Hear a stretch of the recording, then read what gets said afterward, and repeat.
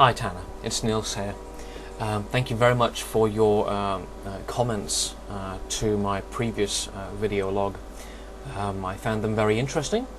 I did want to respond to them in chronological order. There are three separate replies, but there are in fact three different parts to your commentary, so I'll broach on them each individually. You state, first of all, that everyone feels separation from God, Niels, and not just in hell. Non-believers feel it even now, but because of their lack of understanding about God, they can't see the forest for the trees, so to speak, meaning separation most time takes the form of an unfillable void in one's life, or an impending question that even their closest confidants can't answer. That's very interesting, and I do appreciate you writing this, but I did have two comments to make to this.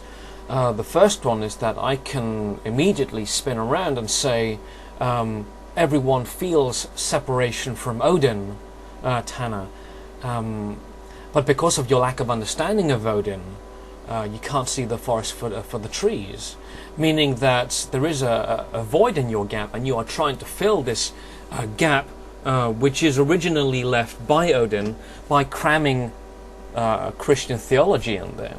Now, I hope that you won't take that as an insult, but I do want to show you the substitutional element to this rhetoric. It simply isn't clear-cut. Now, I would argue that there is no void in my life in that sense, in the same way that you would argue that there is no void from the separation of Odin.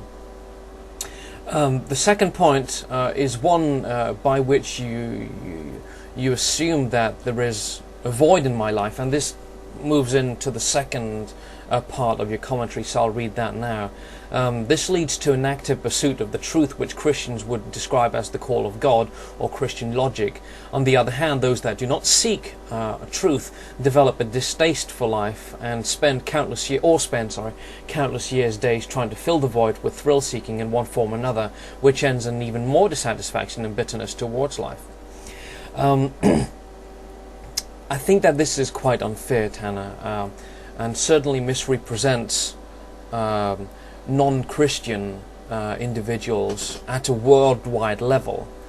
There are many people, of course, who will look for meaning in their lives, and some will choose religion. Some will choose conspiracy theories. People will decide to seek the truth about UFOs. People will look into UFO abductions. People will look into ghosts. People will look into the 9/11 conspiracy. People will look into the JFK conspiracy, and this will give meaning to their life.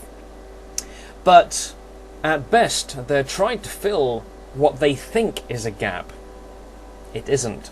It certainly isn't a gap in my life. There is no gap in my life. I live quite an ethical, quite a happy, quite sober a life at the moment, in which I do not feel this gap, and I certainly do not feel a need to fill it. I think that what you display here is a very Augustinian attitude, in which you may have been misinformed. I'm sure that you know many people who will claim that before they found Jesus Christ and accepted Him in their lives, they were drug addicts, that they were rapists, that they were alcoholics, and so forth. Now, although I'm sure that their testimony is true, that they were in fact alcoholics, though I must sometimes doubt the real extent of their honesty, because it certainly is a claim to fame. There are many people who are saved by this. Similarly, there are many people who are saved by Shiva, who are saved by Hare Krishna, who are saved by various other sects of Christianity, of Islam, of Judaism, of Hinduism, of Buddhism, and so forth. It doesn't mean that if they were to suddenly drop Christianity, and this is specifically true for you, if you were to suddenly drop Christianity and decide that God doesn't exist, you would not become a rapist, you would not become a murderer, an alcoholic, or a drug addict. If that is the case, if you truly believe that God is the only thing that is stopping you from being a terrible person, a psychopath, then with all due respect, you would need medical help. God is not what is keeping you from doing these horrible things.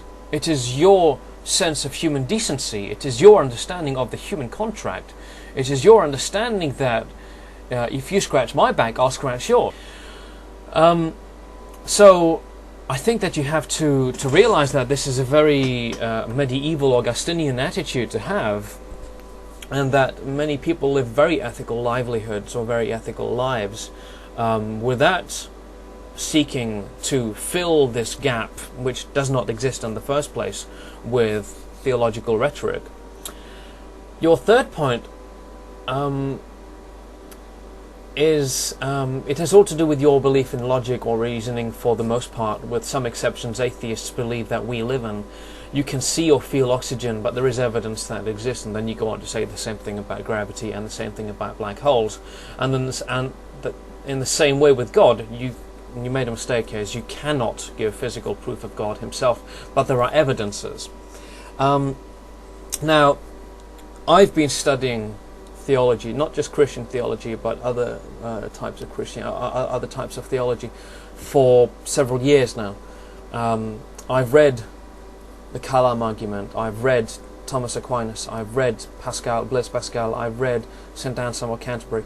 I've read the foremost Christian theologians and their workings and their works, and the works of other non-Christian theists.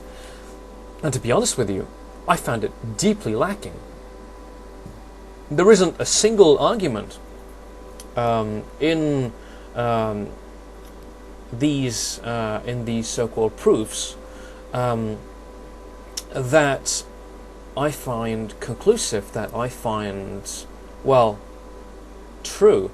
All of them, or most of them, can be overturned quite simply through the most basic understanding of logic and reasoning, and those that cannot are the issue of such deep controversy and conjecture that they certainly shouldn't be there to convince anyone to suddenly stop being a Buddhist and become a Christian, because that is essentially what most people forget. When Thomas Aquinas says, and this first cause we called God, Thomas Aquinas is being premature.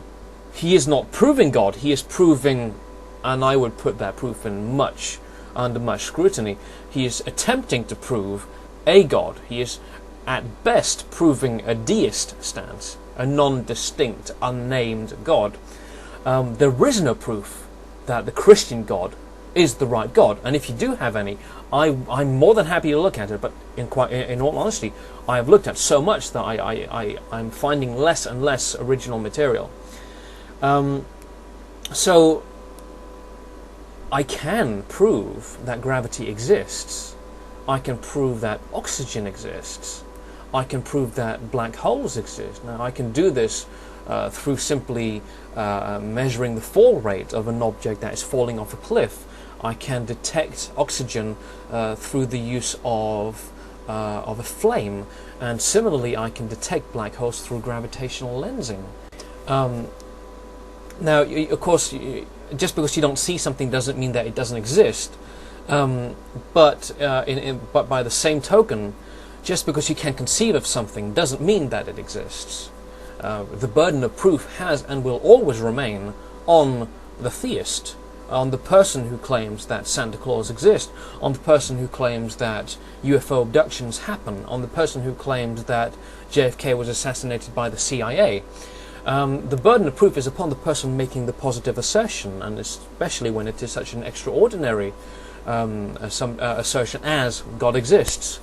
So if you do have any evidence, I'm happy to look at it. But that pretty much concludes it. I'm coming up to my 10 minutes now, so thank you very much for your help, and peace be with you.